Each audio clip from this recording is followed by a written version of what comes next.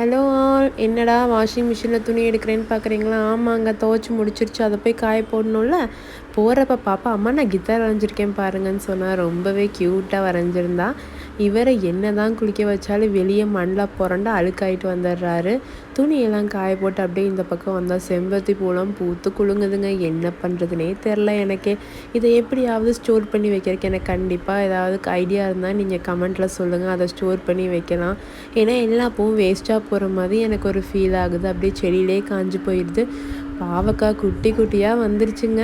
நான் ரொம்ப நாள் கனவு என்னோடது இது. நம்மளே செடி வளர்த்து அதில் காய் வரணும் அப்படின்னு சொல்லிட்டு இதை நிறைவேறிட்டுருக்கு.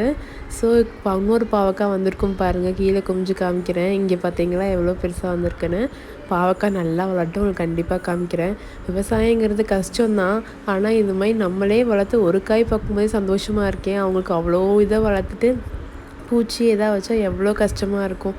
நேற்று ஸ்நாக்ஸ் சாப்பிட்ணும் போல இருக்குன்னு சொன்னேன். ஹஸ்பண்ட் வீல் சிப்ஸும் கடலை மிட்டாயும் வாங்கிட்டு வந்து கொடுத்தாரு. அவ்வளோதான் ஃப்ரெண்ட்ஸ், இன்னையோட vlog. கண்டிப்பாக என் சேனலுக்கு சப்போர்ட் பண்ணுங்கள், லைக் பண்ணுங்கள், ஷேர் பண்ணுங்கள், சப்ஸ்கிரைப்